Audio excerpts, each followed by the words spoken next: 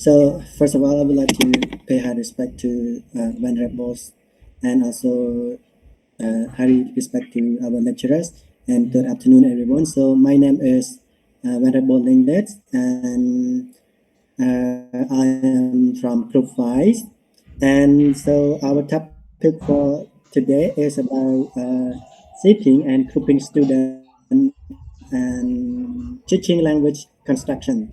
So of course we got only two members, me and Wong Mai Chris. And yeah, please move lectures.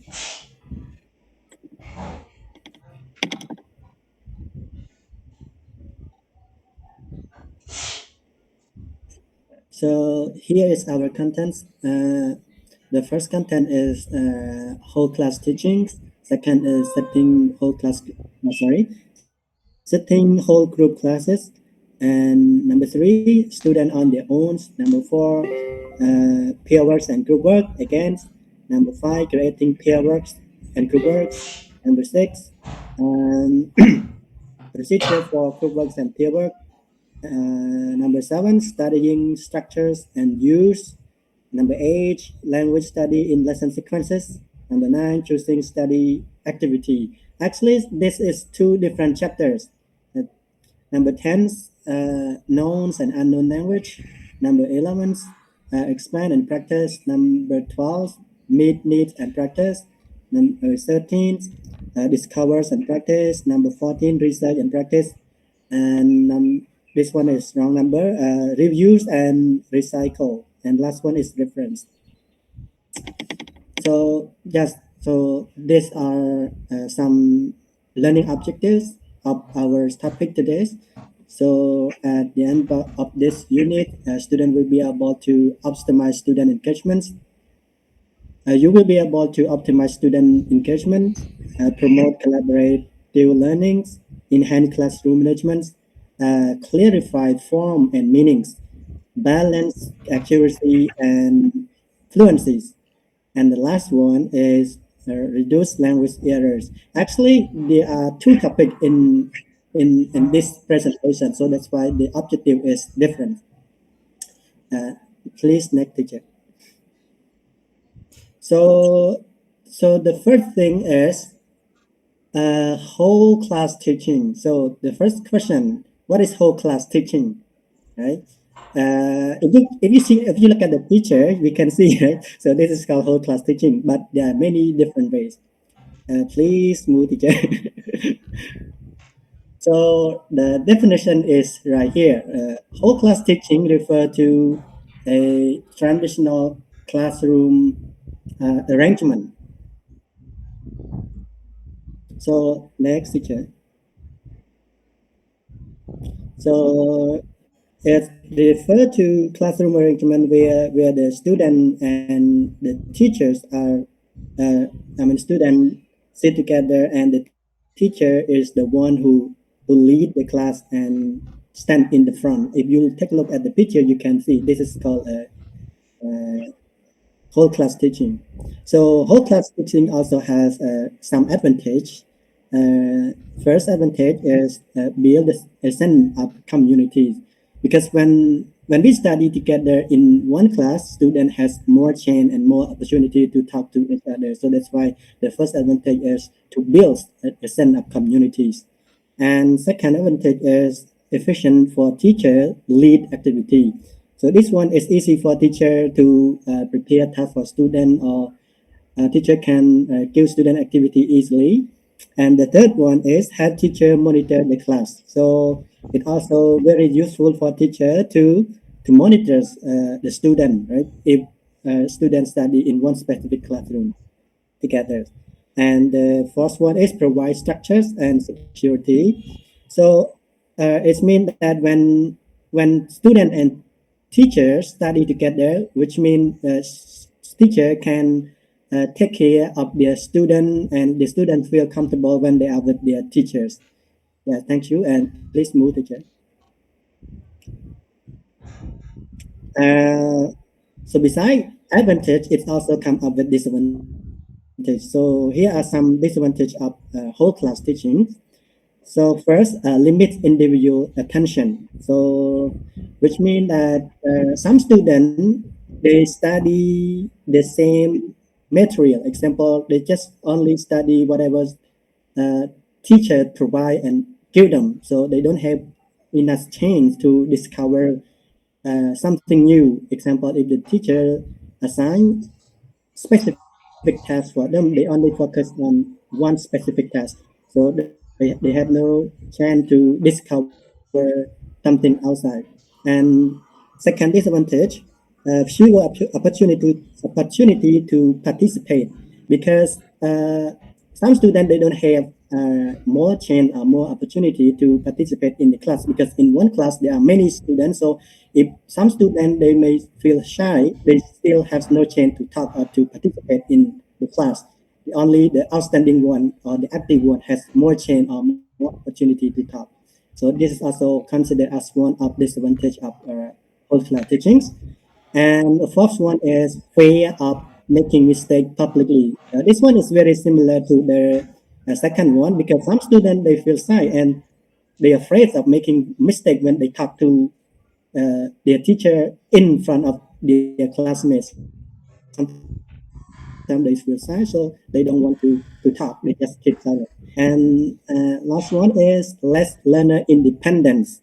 So which means mostly if we study with teacher, we always asking them questions. So we don't have self-independence. So we always asking teacher if we have any question or we don't understand any part of our lesson, we always asking them. So this is seem like student doesn't have independent. I mean, they has less independent.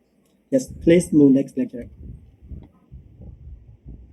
The second one is teaching whole group classes. If you take a look at the picture here, you can see these are called sitting whole class group, and there are many different ways that you can arrange your class. Please next picture. So here is the question to just to make sure that one more teacher. So yes, so what is sitting whole group classes? So it refers to the student how the teacher arrange the student in the classroom, right? So as I told you, there are so many types of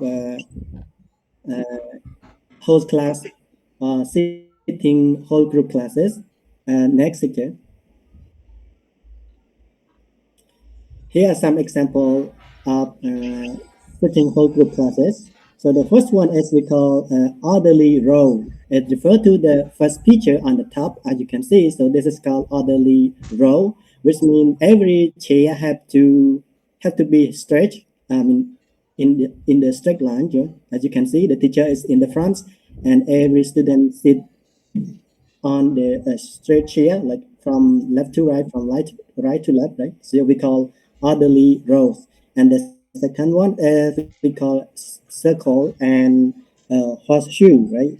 And on these two, right? Second pictures, number 2 and number 3 are called circle and horseshoes. So as you can see, the teacher also participate in this classroom arrangement. As you can say, the letter T represent teacher. The teacher also join and participate in this classroom arrangement. And the last one is called separate table. Separate table, I don't put the picture here because there's no space for another picture. But imagine when you are going to the wedding party, right? You can see how people sit. Okay? They sit as a circle, 1, 2, 3, 4, 5 table. So they separate table. So when you are going to join the party or the wedding party, you can see. So this is called separating table, the same as a wedding party or the same. Please next picture. And here are some advantages of setting whole group classes. So the first advantage is see and hears the teacher clearly, which means the student can listen to their teacher clearly, especially for those who sit in the front. They can listen to the teacher clearly. And the second one is good for lecturers and explanation, which means it's very easy for teacher to teach, give instruction or give explanation. It's not very difficult for them if the teacher arranges the class correctly. And the third one, easy to manage and monitors. And yet there's nothing much different. Like when you arrange the class very well, it's easy for teacher to monitor their student learning. Yeah, thank you, Rajat. Please next. So it also come up with some disadvantages. Example here, the first disadvantages, difficult to peer and group students. So especially when you have a lot of students in your class, example 50 to 70 students, it might be difficult for you to group and peer the students. So it wastes a lot of time for teacher to prepare the student, to pair or group student. And second disadvantage is student at the back may feel less involved. This is 100% true, because some students, when they don't want to listen to the teacher, they just go to the back, and sometimes some of them may sleep. So because they don't want to study, so the student will be less involved in teacher teaching. And the third one, teacher-centered learning, which refer to when we teach in one specific classroom or using setting whole group class, I can say like 80% student will use teacher-centered approach, because in the classroom, it's very teacher-centered approach famous for teaching in the classroom. So that's why here we cannot apply any other activity. So normally we prefer using teacher-centered approach or teacher-centered learning rather than any other activities. And the last one is limit student to student interaction. So this is very similar to the previous one, because some students they feel shy. They don't want to interact with other students, or sometimes they are lazy. They don't want to walk from chair to chair. Example, the first student and the student who sit in the front, they has no connection with the student at the back. So this seem to have less interaction between student and student. And please move the lecture. And the third one is a student on their own. So here are the questions. So what is student on their own, right? You can imagine by yourself, right? The question here, what is student on their own? So the answer is here. Teacher, please move.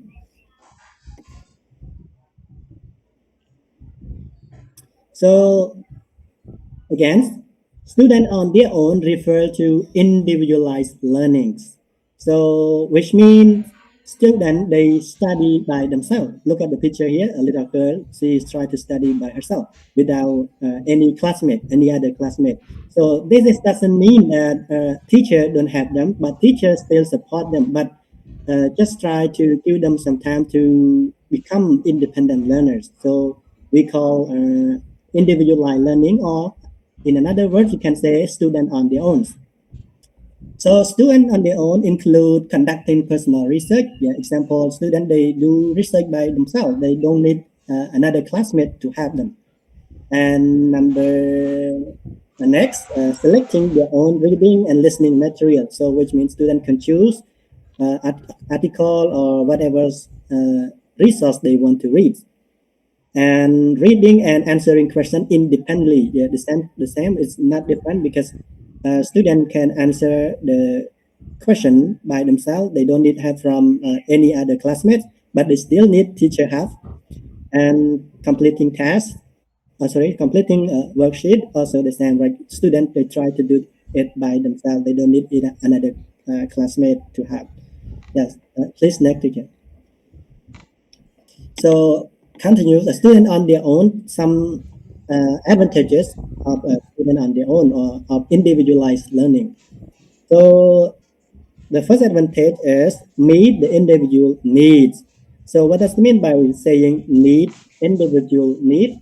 Which means some students they want to study by themselves, so because they have different ability from the other student, or they may be the fast learner, so that's why they learn faster than the other. We cannot use the same material or the same subject for this student, so that's why if we use student on their own, which means whatever student want to study, teacher can provide them. And second one, reduce stress. So some students they don't like working as a group, right? So when they work in group or in peer, they feel stressed, but they feel comfortable when they are alone or working alone. So this is also some one advantage for students who don't like a noisy place, so they can work alone to reduce stress. And the third one is promotes independence. Yeah, of course, working alone show that that student has independence. They can do exercise by themselves or do any task that the teacher give by themselves without their classmate have. And some disadvantages also come up with.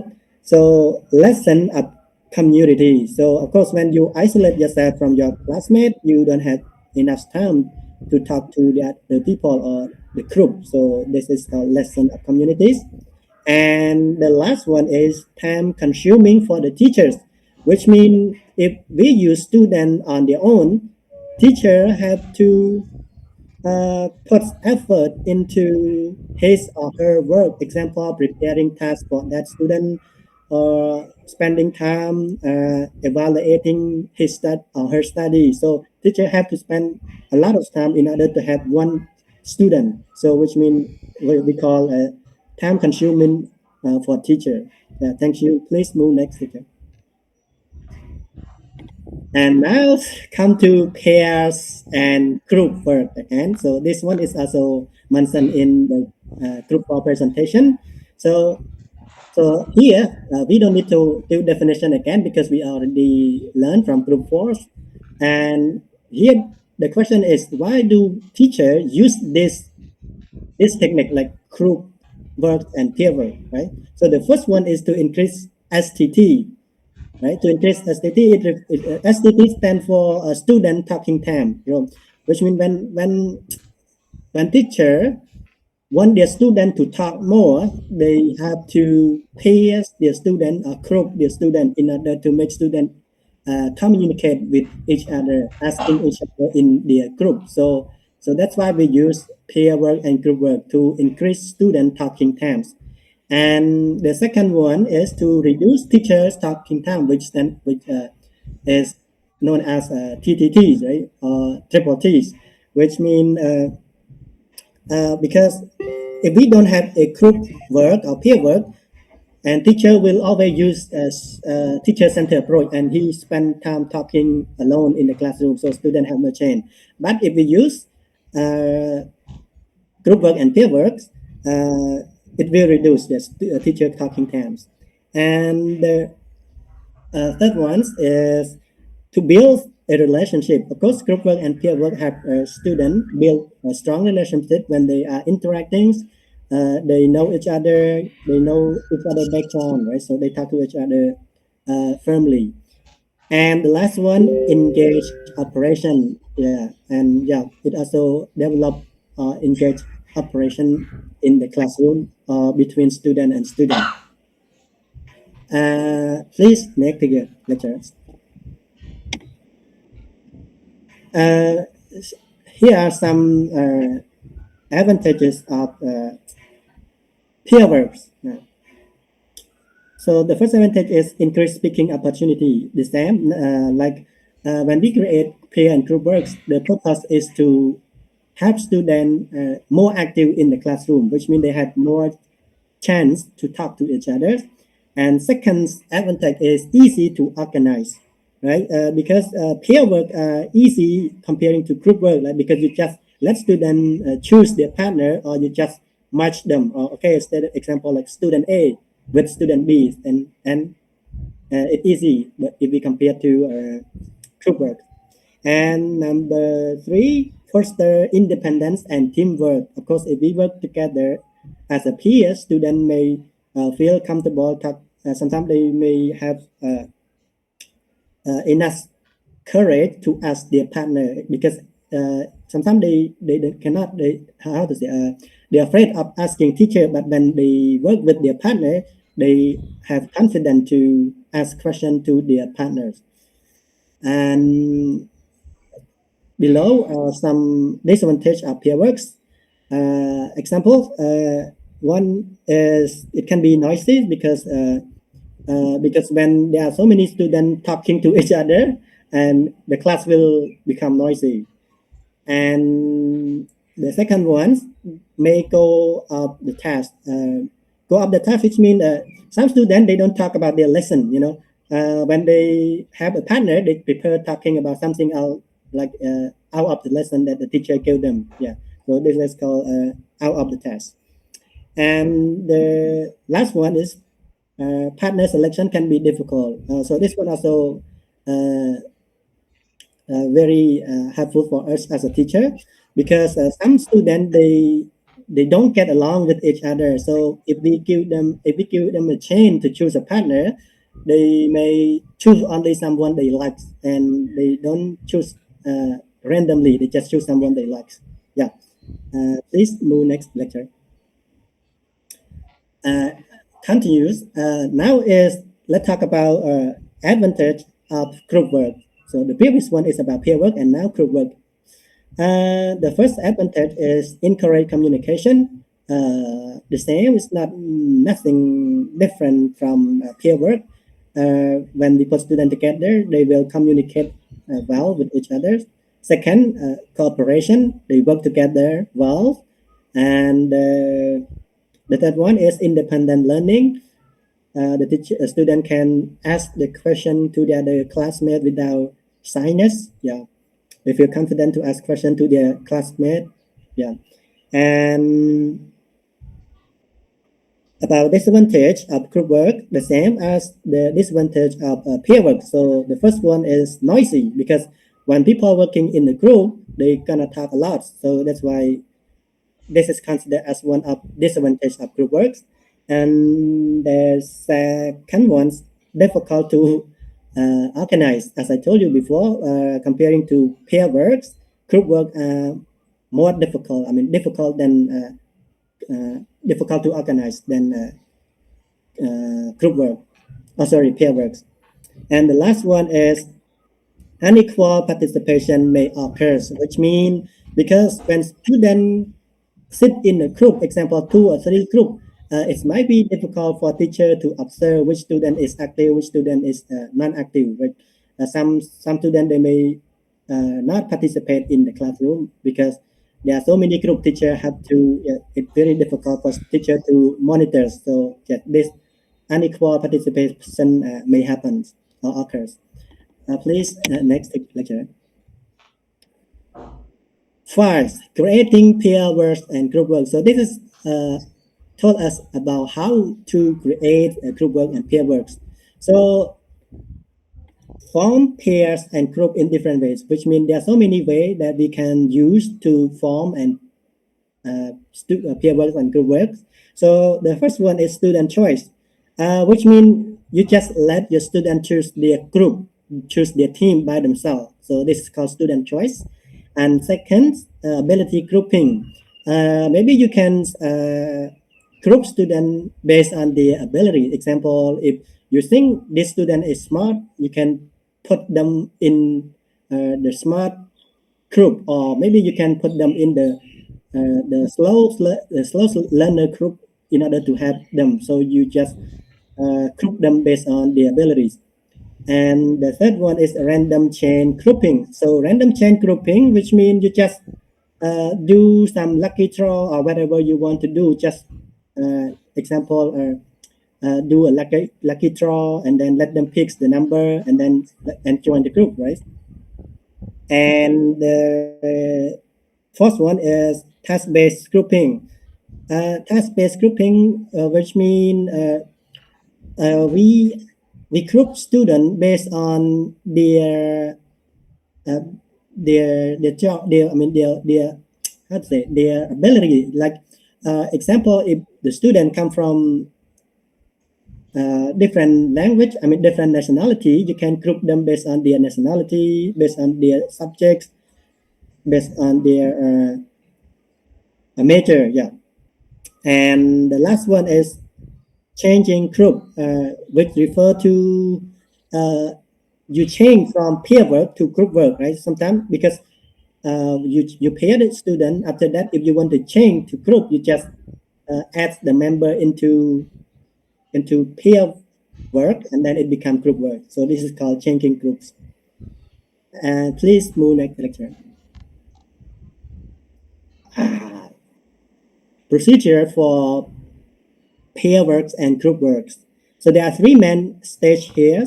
So of procedure for pair work and group works. So the first one is before the activities. So what should the teacher do before activities?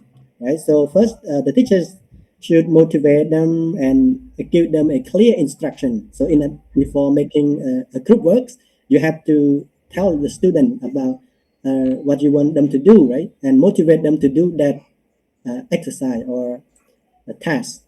And also set time limit for them. Example, okay, you give them 10 minutes to answer one or two questions together. And so this is called before the activity.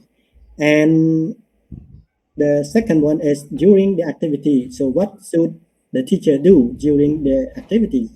Monitoring them, help them when they need, and act as a guide or a resources. You just provide them and help them when they need them. We don't have to spend, always tell them when they need. You can help them. Yeah. And encourage and collect the information from the student. Which student is smarter, which student is slow learner, so we can collect the information from student. Please, next lecture. And this is the last procedure after the activities. So what the teacher should do, first to check answers and language use when needed, because after they do the exercise that you give them, you have to check the answers or the language that they use in the classroom, whether it is correct or not. And the second one is let students share their work with the class. After the group work, so teacher should let students share their idea and express their idea with their classmates. And also the last one is give them constructive feedback, because after they present their work to their partner, they may want to know what is right and what is wrong. So we as a teacher, we should give them some constructive feedback. Yes. Next picture. So that's all for my presentation. I would like to pass this to my group members, Bong Three Nice, please. Thank you very much, Venerable. You are a lot. Thank you. So let me continue our slides. So this one, I'm going to show you about teaching language contraction. So you need to know the meaning first. What is teaching language contraction? So this means that it's showing students how language is put together to create meaning. So this one is focused on how language is formed and used correctly, like morphology, syntax, vocabulary, meaning and function, pronunciation, spelling, and type, paragraph contraction, something like that. Okay, so let's move to another slide. So language study in lesson sequence. So I have 3 steps here. First is about before a task, before a task. So this one, students study language form first and then use them in communicative activity or task. The second one, during a task, language. So this study integrated into ongoing activity when students need specific grammar or vocabulary. The third is about after a task. Students focus on language form after completing a task to correct error or to solve language problem or improve performance. So in this part, teachers must decide when and how to introduce language focus within lesson sequence. Okay. So let's move to another slide. So number 9 is about choosing study activity. So choosing activity are selected based on the specific language or target, student level, and learning style. The goal is to balance clarity of structure with contextualized use. Okay, let's move to slide number 10. It's about known or unknown language. So this point, teacher must evaluate whether they are introducing completely new language or requiring eclectic presentation or refining and explaining known language that students have met before but have not yet fully mastered. So this is about known and unknown. Go to slide number 11. It's about plan and practice. Sorry, explain and practice. So explain. This is the traditional didactic approach where the teacher takes a central role in the delivering information. First point is about planning thing.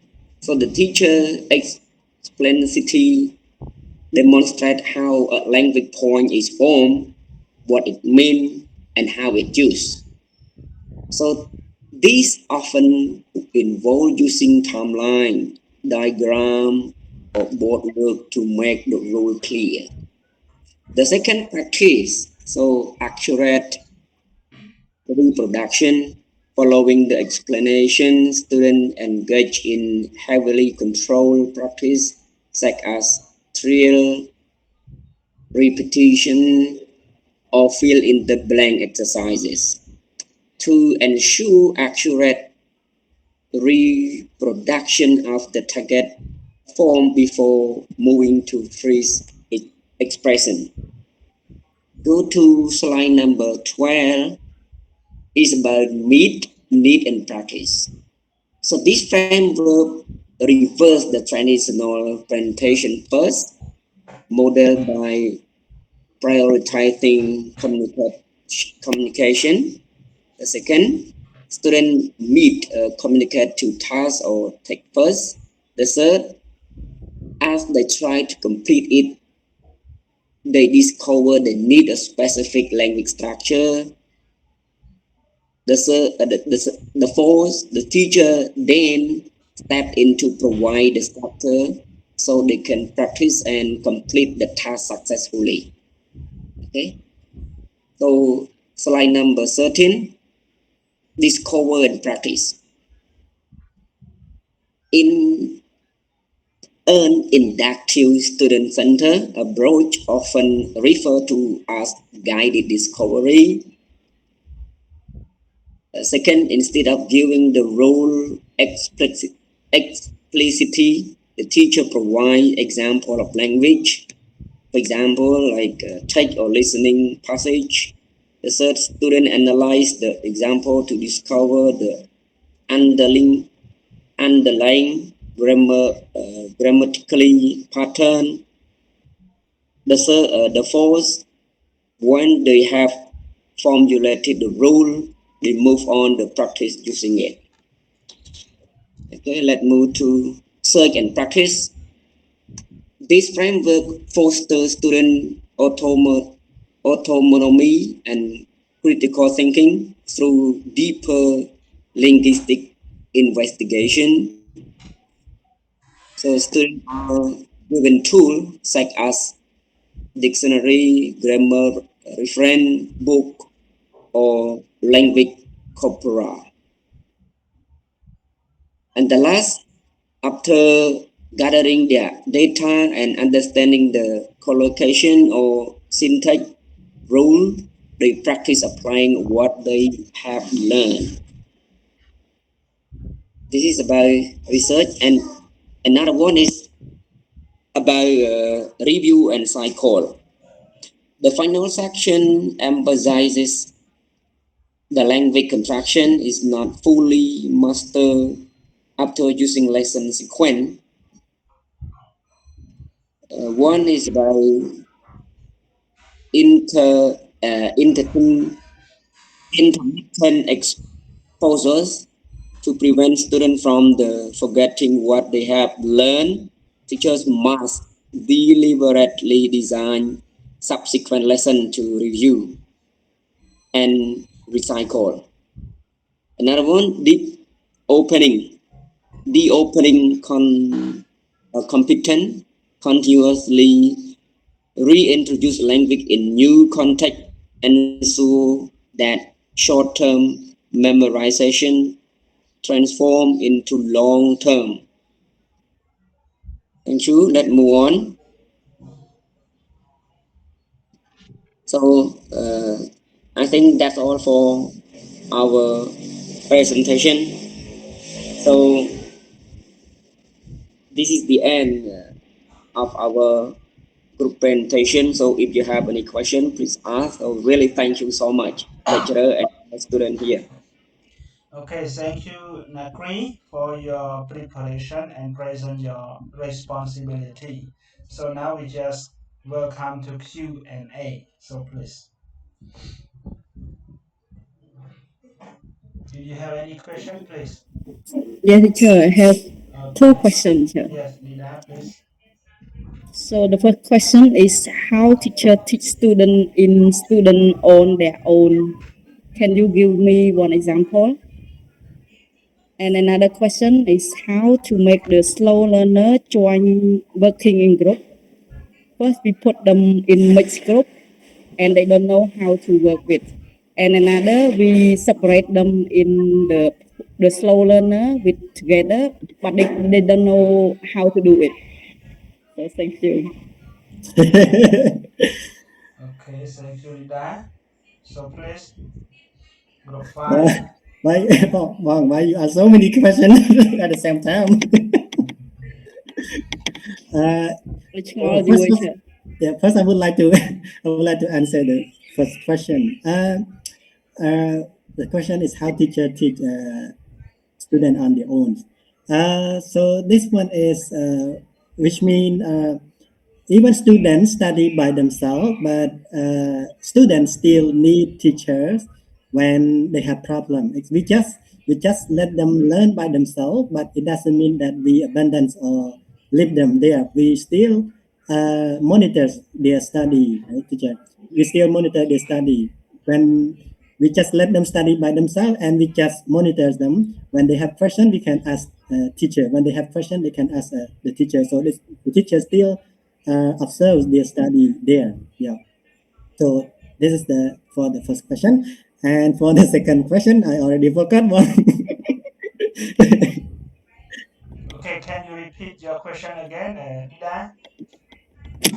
Okay. The second question, how to make the slow learner join working in a group uh, with the much student like Fast learner, yes fast learner. with fast learner and they don't know how to do it and they didn't join. Okay, and Oh, okay, and another, if we separate them with the poor learner in group, but they still don't know how to do it. So how to solve this problem? let me use my idea. Okay, it's not 100% accuracy, but let me try.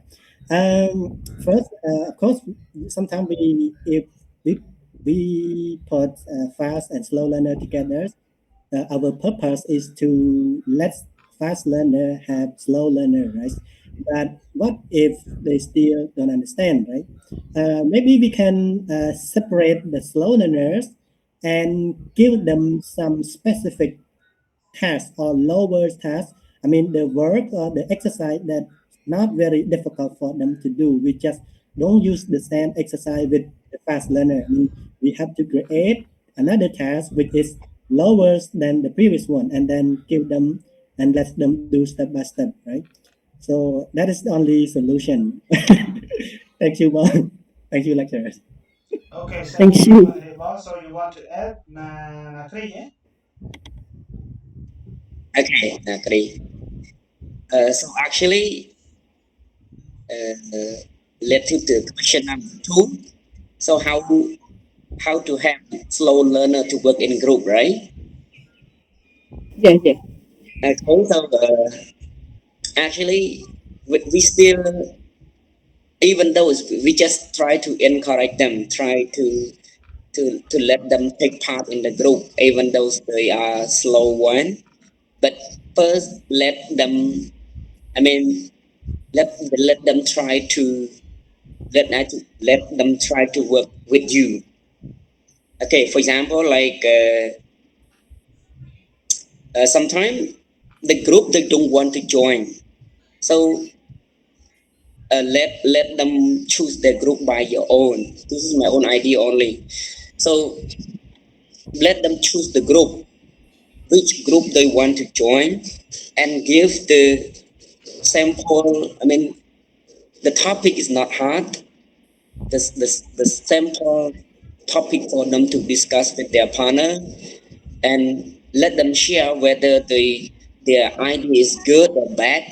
So we try to encourage that we don't care, even though you don't have much experience or you don't have much knowledge, but what we want you to join with us, take part with us, something like that. Okay, I think that's all for my idea. Lecturer, I want to add more related to the question. I think maybe you can try give them rewards. Example, you may tell them before doing exercise. Example, if anyone can finish this exercise, or if any group can finish exercise first, I will give you example. Okay, a box or a pencil or cakes, cookie, whatever. Just use reward to attract the attention, right? Maybe because they want that cookie or they want the reward, so they will join the group, right?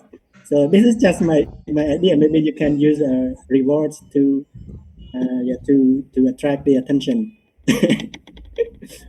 Yeah, that's our lecture. Okay. Anything else you want to share related to the second question? Mostly for the slow learner, most of the students they are lazy, very lazy. Okay, to join any classroom activity, what a teacher provide any activity to them. Sometimes they are very lazy to participate any activity. So for you, you can share your own experience, or you have something new we can share together among of our online class. So please.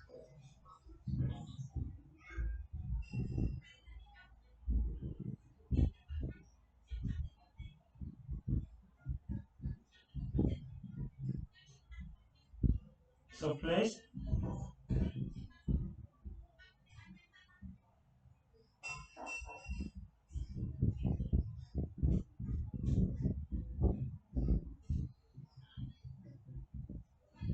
You want to share? Jeff, can I share about how to Yes. help slow learner? Yes. Yes, we can help the slow learner to join the participant or to work with a group by we can encourage them to try it, work with a group or work with a partner, and we can to encourage the smart student to help the slow learner.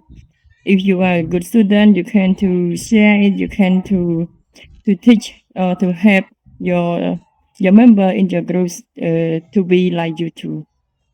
And then the teacher can choose supportive group members who are patient, friendly, and willing to help them.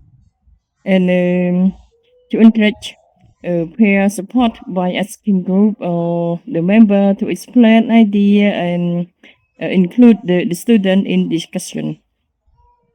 And sometimes creating a supportive and inclusive environment, and the teacher can help students feel valued and gain confidence and participate actively in group work.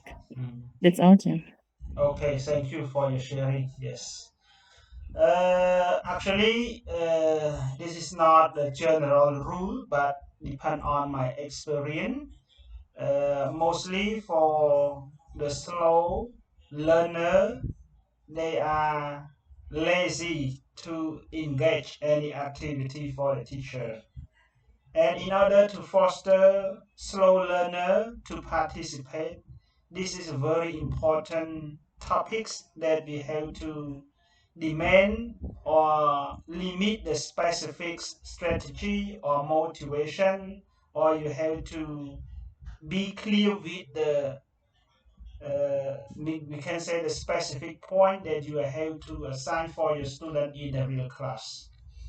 So depend on my experience, in order to this one, I have to devise with the role assignment.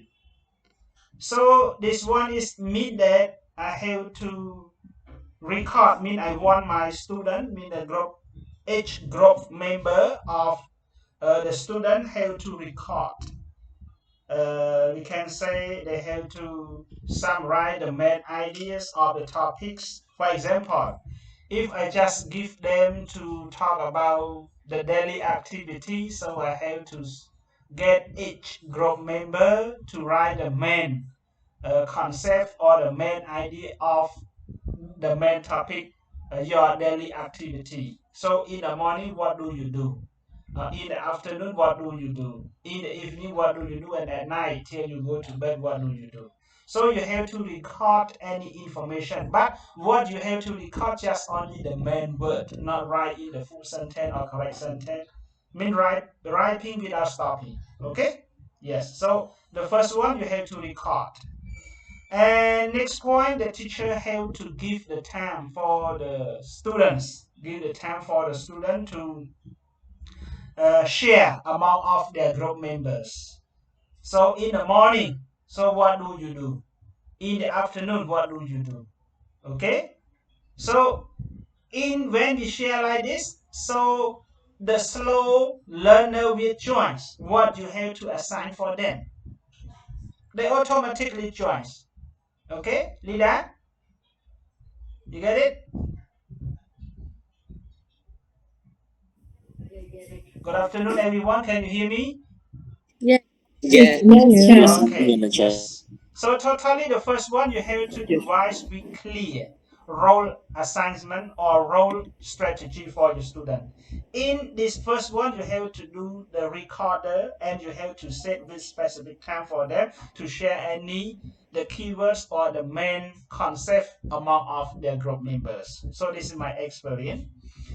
And second, you have to use think pair share. Think pair share mean for the think mean you have to give the time 1 or 2 minutes for each student to record their own ideas. This is the thing mean you have if the topic related to the daily activity, so you have to give for each student among of their group to take note any ideas, any concept, what they have to think in the morning, afternoon, evening, or at night. You have to take note. After that, you can tell or get 1 or 2 students among of the group to share, to change the experience together. What do you have in the morning, afternoon, or in the evening, or at night? Okay, you have to share among of this one. So when you do like this, the student can share together among of their group. So the slow learner also participate the activity. Okay. I don't know for the slow learner, they can share or not, but in the name of the teacher, we have to push them to share at least 1 word, 2 words. It depends on their activity. So these are my experience that I have to foster or motivate my slow learner to participate in the group. Okay, Lida? Got it, sir. You Thank got you the so point? much. Yes, sir. Okay. And my suggestion is that when you want to foster the slow learner to participate in your growth activity, you have to set with specific strategy and motivation for this kind of the student. Okay, Lida? Yeah, teacher, get it. Thank Okay, you, sir. thank you. Okay, next, you want to share? You can share. I have heard you already raise your hand.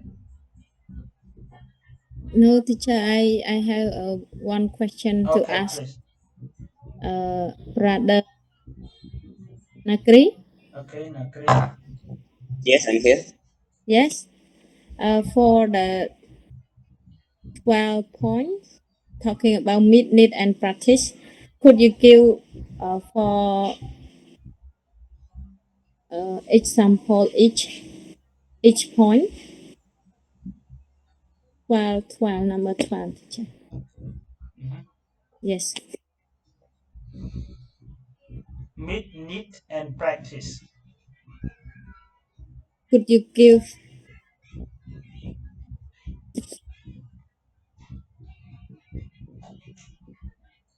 Nakri, are you here? Yeah. Can you hear me? Yes, yeah, clear. Okay.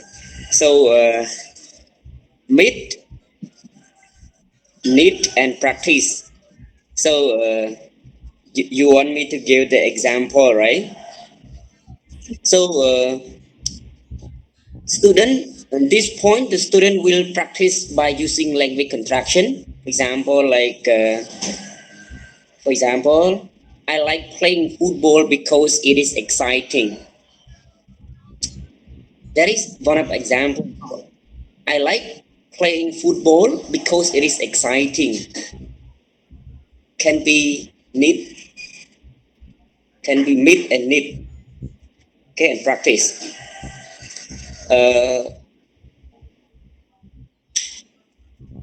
I like drawing because it is relaxing. That is one of an example. I don't.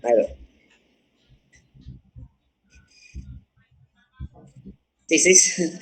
Thank you. You get it?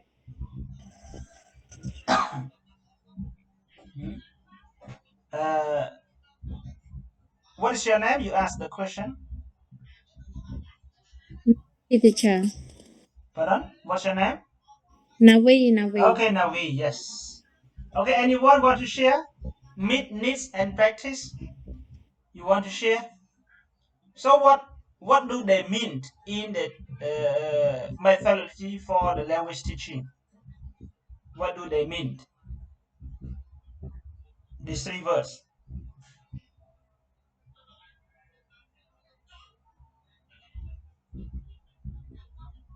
So I just want to add more. So Let's- this activity to mean to tailor for a language classroom. This specific lesson is to design to, we can say, to a naturally integrated or to for the slow learner to work group to using like sing, pair, or share, something like that. Thank you. Let add more. Yes.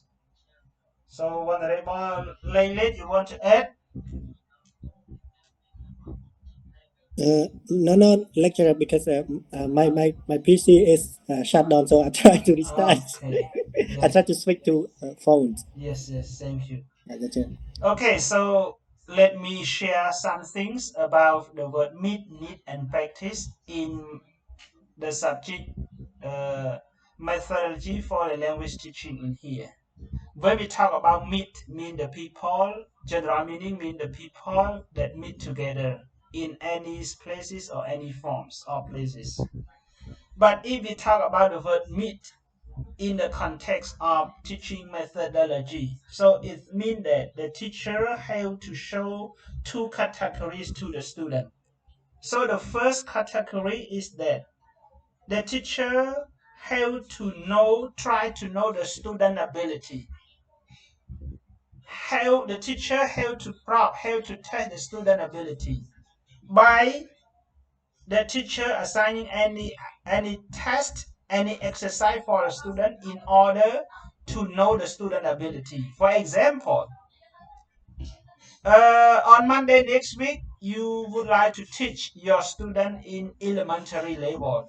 So before the class starts, you have to assign any exercise or any test for the student in order to know the student ability. Okay? When you assign the exercise or the test like this, so you have to correct all each student they have complete on the paper or on any forms what you would want to assign any test or exercise for them in the class. So the first point. And the second, the teacher have to engage, have to warm up.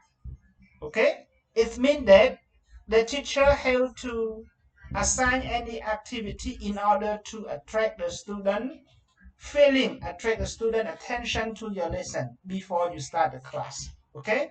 Sometimes you can say any funny words to them. Sometimes you can play game. Sometimes you can assign any activity for the student to do in the class. So in order this is we call the form of meet. Do you get it, Navi? For Yes. the meet. You get it? Yes. In the methodology for the language teaching contact. And move to the net. Net, this is we have to know the requirement of the student need in the class. So being a teacher, the teacher have to know the student involved with the learning need. For example, if the student they don't have any learning material, so the teacher can lend the pen or the ruler to the student because they want to do or they want to write the sentence on their notebook, so the teacher have to provide if possible as you can. Okay, for the other example, if the student weaks at any verse or they don't know how to write any verse with the correct spelling, the teacher have to have. Okay, and the other example, if the student don't know any words, for example the word framework, they don't know the meaning of the word framework, so the teacher try to explain, try to find any meanings of the word frameworks for the student. So this is we call need. Need mean the teacher have to know what the student need. When they don't know the meaning of the word framework, so it means that the student need to translate this word. You get it? What I mean? Yes, teacher. Okay. And the next point, input or give instruction. So it means that the teacher work as the role of the support or role of explanation or role of you can say work as the role of the guardians in the class, explain any demands or need what the student wants in the class. For example, you teach your student in the class about the passing point. Okay, so this is your lesson. So in order to get your student to be clear with the passing point, so the teacher have to find or assign any teaching methodology for them. You have to use deductive approach or inductive approach in this section. So it means that what you have to use any approach, inductive or deductive approach, mean the purpose of this approach, you have to or you want your student to get any achievement from your lesson. So this is called input and instruction or instruction. Totally for the word need mean the teacher have to know what the student want or what the student need with your lesson or your real teaching in the classroom. This is we call need. You get it? Yes, teacher. Okay. And the last, practice. As you have already known about the word practice. When we talk about practice, when we teach them about any lesson, so the student want to know how many percentage that student catch up or get your lesson. So you have to assign the activity, like assign the test or exercise for them. Okay?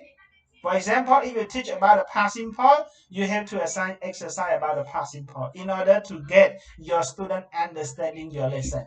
Isn't it? You get it what I mean? Yeah. So this is called practice. Okay? So the word need and practice in teaching for language, methodology for language teaching context. It's mean like that. Okay? You get it? Yeah, Teacher. thank you, lecturer. Yeah. Thank you. Yes. Yeah, during I read the slide, I confused the meaning. Like I mean that the teacher just only demonstrate during the lesson, and then students need to do. It's mean a repeat action after the teacher show, and then after that teacher give the work to practice. Okay, so that's why make you confused about this point, right? Thank you, teacher. Okay. So now move to my question. If you don't have any more question, so I think this is Korea, responsibility, right? Yeah, sure. Yeah, Nakri, I don't know the word formal morphology and the word syntax. So can you explain me about these two words? Morphology and syntax. What do they mean?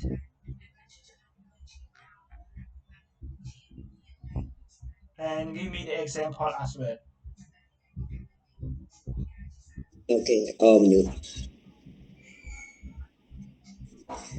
really not really clear Okay, about. don't worry, right or wrong, it doesn't matter. So actually, we can say morphology is a part of a linguistic that study in the internal structure of word and how they are formed. This is we call morphology. In យើងហៅថាអីគេដូចជារូបវិទ្យាឬក៏រូបសាស្ត្រនៃពាក្យមិនអត់នេះឡើយហ្នឹងណា Yes. Okay. For example, like what? For example, like cat, walk, happy, or book, something like that. Okay. So This is called what? morphology. Yeah, morphology, and the word syntax is also one of an element of linguistic again that study the rule for how words are combined to form grammatically, like phrases or clauses and sentence, something like that. For example,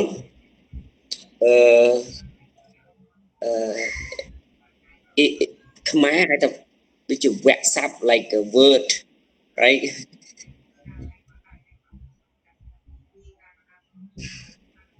Like what? For example, like subject like soccer, like soccer, eat right, or I play football, something like that. That is a sentence phrase. Thank you, teacher. Okay, thank you, Nakri, Yeah. for your sharing. Anybody want to share?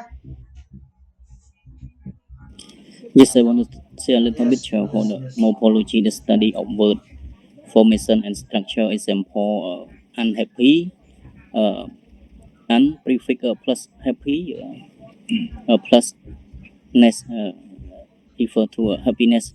The syntax, the study of sentence structure and word order. Example, she is reading a book correct, and reading reading C is a book incorrect. And teacher language construction refer to helping learner understand how word and sentence are formed and organized to communicate meaning effective.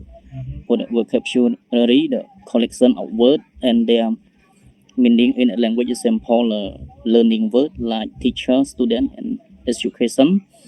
For the number 5, meaning and function refer to understanding what word and sentence mean and how they are used in different situations. For example, can you open the window? Number 6, pronunciation, the correct production of speak sound. That's all. Chair. Okay, thank you. Anyone want to share about morphology and syntax? Okay, so let me share some things about morphology. Yes. Actually, if we just translate in our Khmer language, I don't know this word, but I just know only the meaning. For the morphology, we can say it's the study of internal structure of words and how they can form the words. Actually, for the morphology, we just divide into parts. The first one we call free morphemes. Free morpheme is meant refer to the word that can stand alone. For example, like the word dog. How can we form the word dog? Mean we have to combine with the letter D, O, and G, right? And this word can stand alone. And we have their own meaning and the part of speech as well. Net, like the word cat. Cat we just combine with the consonant C, vowel A, and consonant T, right? So we form this word. This is we call morphology, but the kind of morphology, this is we call free morphemes. You get it what I mean? Everyone, you get it what I mean? Okay. Okay. And the second type of morphology, this is we call bound morpheme.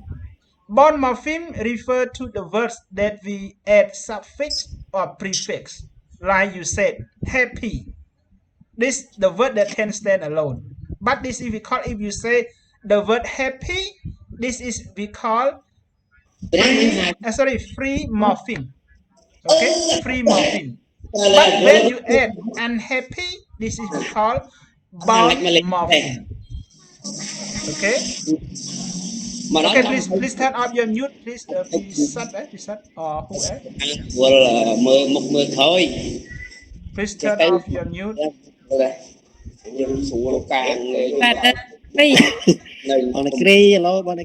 Nakri, please. Bài ca lời của nó đi.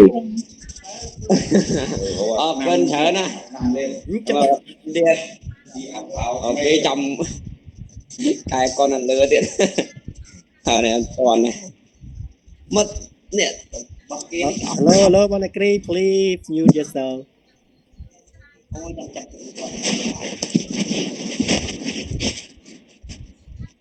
Nè, văn bong này. Dạ sai cho này. Nên mà mình đánh cái sủa xong ác mọi cái chỗ cái mình màu vậy.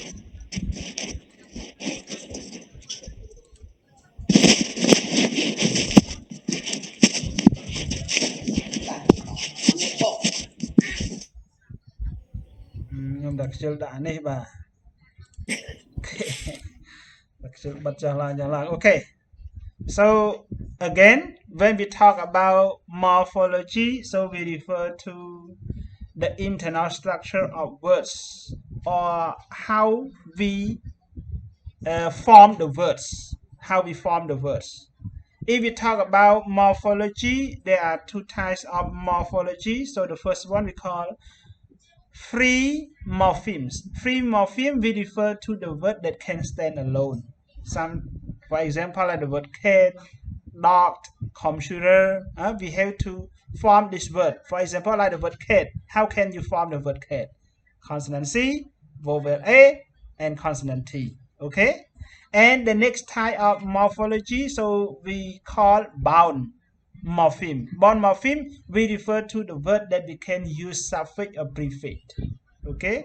ខ្មែរយើងហៅតែបន្ថែមដើមហៅ prefix បន្ថែមចុង suffix. Isn't it right? Okay, like the word happy. If you talk only the word happy, this is we call free morpheme. But when you call an happy, this is we call bound morpheme. You get it? Yeah, teacher. Clear? Yeah. Yeah. And next Clear. point, when we talk about syntax. Syntax is the study of how words are organized to form the grammatical phrases, clauses, or sentences. Actually, for the syntax, it also deals with the rule of any words, order, or the sentence structure.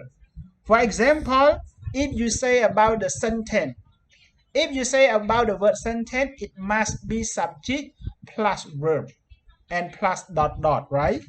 At least you have only one subject. When we talk about one subject, sometimes it can be personal pronouns, sometimes it can be clause, sometimes it can be the name of person, right?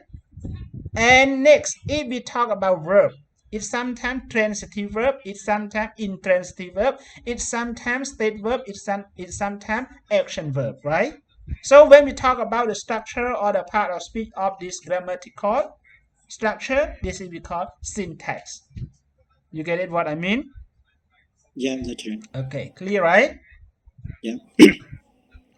Okay, I think it is all in our lecture in this afternoon. Yes, thank you very much for your presentation and preparation, and we can share together broadly about our lesson today. So thank you for your attending in this afternoon. So our class is ended, so let me call your attendance. So